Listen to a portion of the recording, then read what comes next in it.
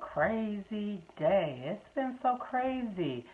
Um, I'm always seeking opportunities to invest in a young person's life. So I've been trailing YouTube and watching Africans from all over contribute to see what kind of dialogue they are having, to see their interest and their desires, to see if we can help to advance or further their causes.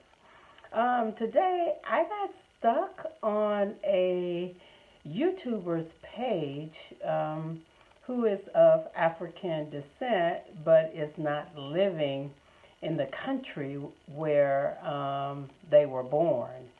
And so a couple of people on her page responded very negatively.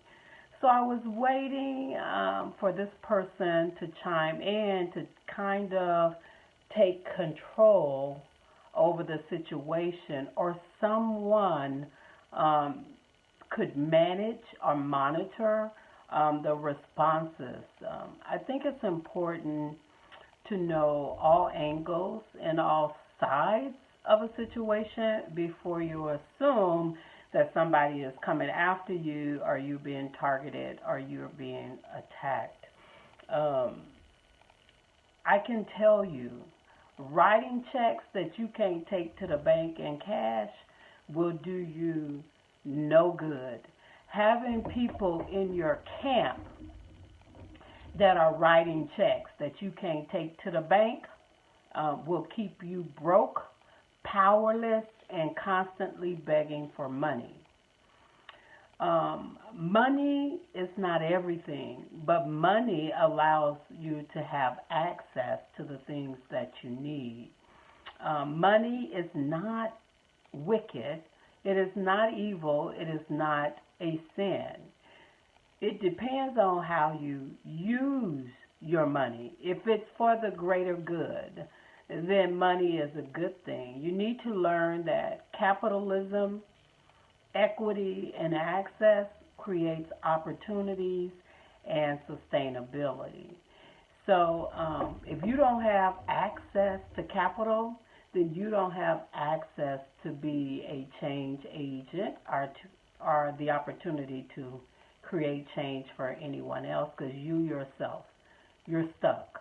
So poverty is a sin. For you to think that it's okay to be impoverished, it's okay to value friendships over eating and sustainability and being able to take care of yourself, your generations after you, that's important.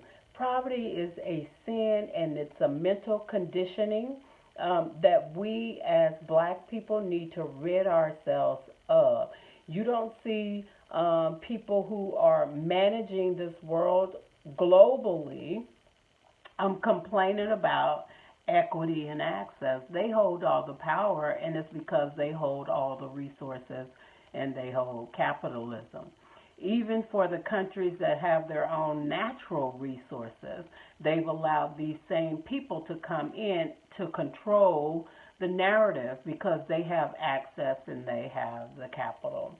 So if you want to remain poverty-stricken, broke, hungry, not able to do those things that you desire to do because you lack the monetary means, and if you are a go-getter and you have a platform and you're doing things, make sure you manage or monitor who is in your circle, because those people in your circle may say that they support you, but let them put their money where their mouth is. You can't eat off of somebody's ability to bark like a dog in order to come for you and say, oh, don't go after this scenario, oh, don't do this. But every time there is opposition, they can be very combative, but they can't pay your bills. And that doesn't make a whole lot of sense to me. So you have to be careful when you have people in your camp.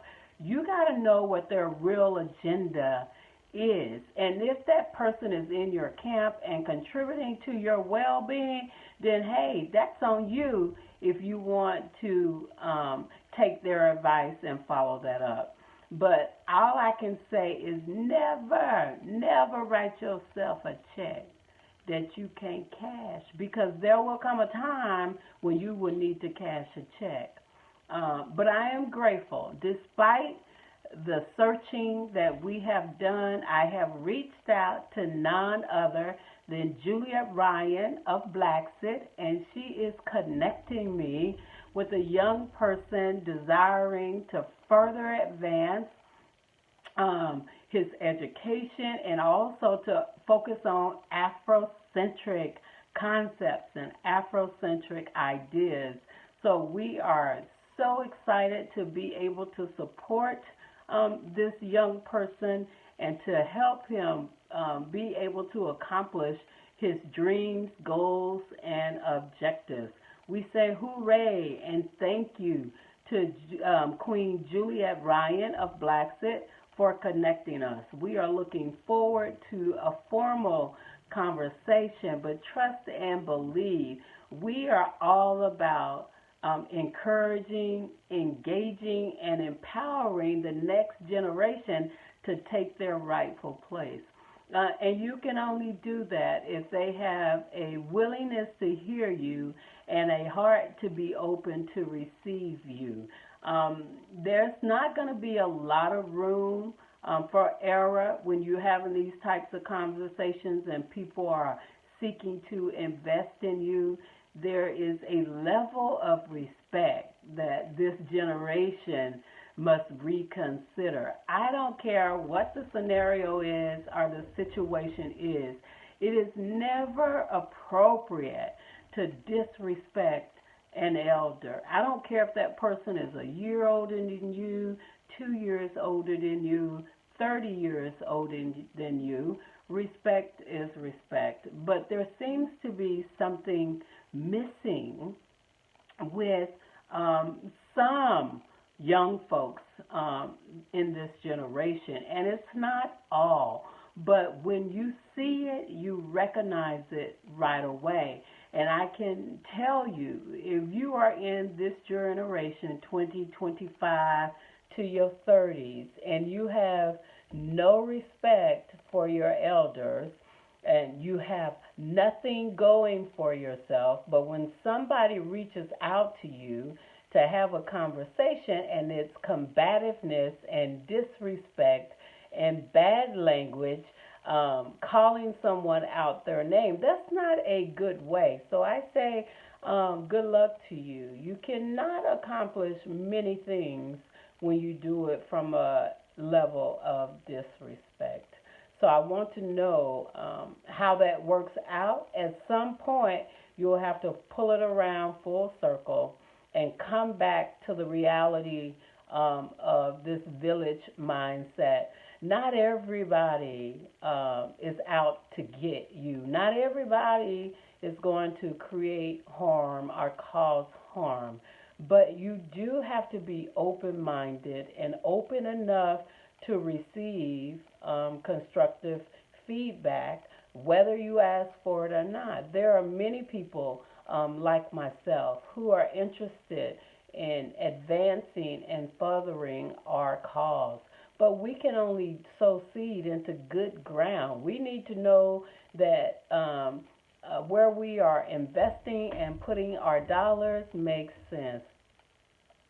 So if it's not making any money for you, it doesn't make sense. I don't care who you have in your camp. If your camp is not producing anything on your behalf, then that's not a camp you need to have in your corner.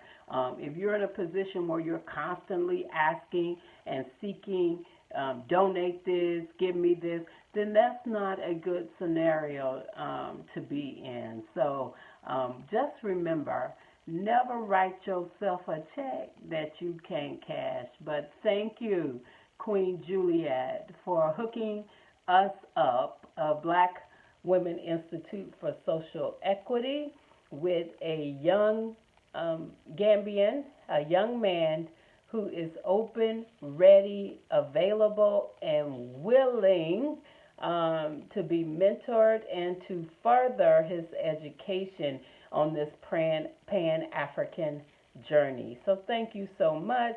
Peace, blessings, and light.